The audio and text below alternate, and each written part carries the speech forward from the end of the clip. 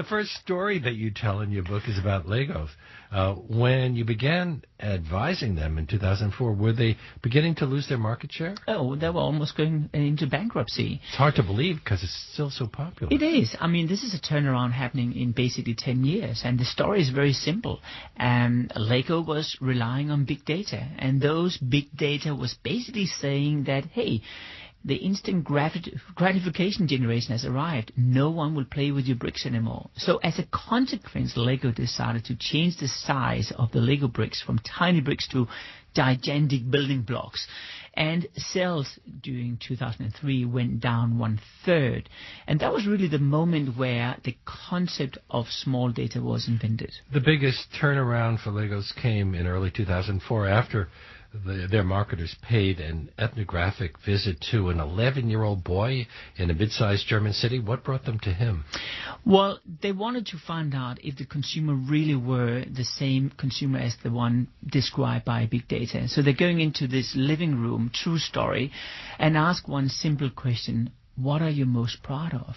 And this kid, he pauses for a second and he points at an old pair of worn-down sneakers standing on the shelf. And the whole team was surprised. So they say, why? And he takes down those smelly shoes and he says, well, because they are my evidence. They are my trophy to show I'm the best skater in town. And the story is very simple. When you skate and you sort of slide down this skateboard, it creates a special mark on the shoes. And he had exactly that mark.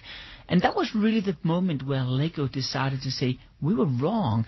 In fact, if you give kids the time and you make them become storytellers, they have all the time in the world to play with bricks. So big data was telling Legos that they needed to dumb down their product, but this visit to this boy convinced them that they actually made their products more complex?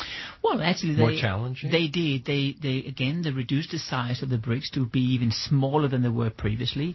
They increased the number of bricks per box. The building time went up some 1/3. And they also developed a small movie called The Lego Movie, which came out last year. And their sales have gone up 11% now, over $2 billion.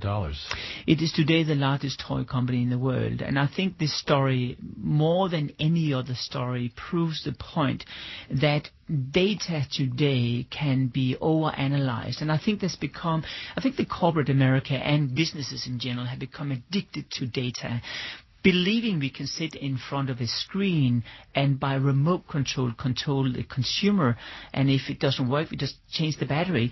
But the reality is, and my message is, we need to get our hands dirty and see the reality.